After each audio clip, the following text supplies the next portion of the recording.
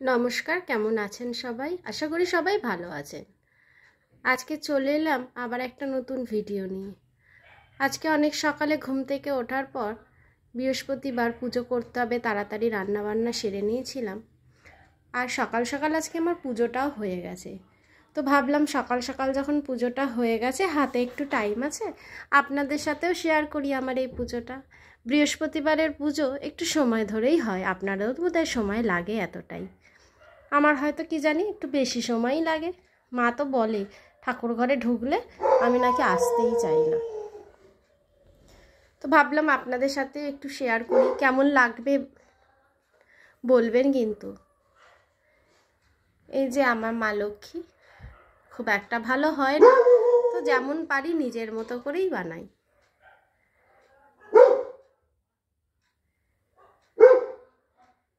কোনো ভুল ত্রুটি হলে জানাবেন অবশ্যই কমেন্ট করে। পুজো সারা হয়ে গেছে,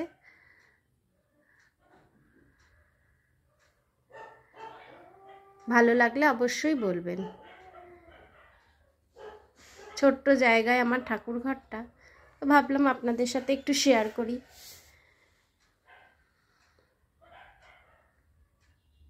এই যে আমার দেওয়া আলপনা, যেমন পারি তেমন করেই দিন। আলপনাতে কি এসে যায় বলুন? মন থেকে যেটা করা হয় সেটাই তো আসল।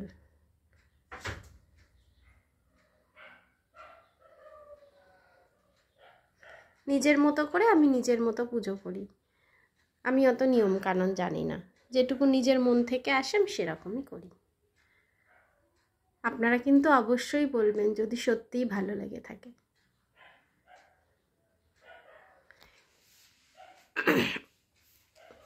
ছোট জায়গা তো, তাই ঠাকুরদেরও একতলা দোতলা হয়ে গেছে এর মধ্যেই।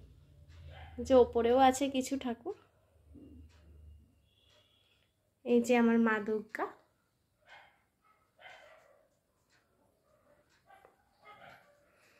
আর এই যে আমার বাড়ি ছোট্ট দুই পুচকে গোলু।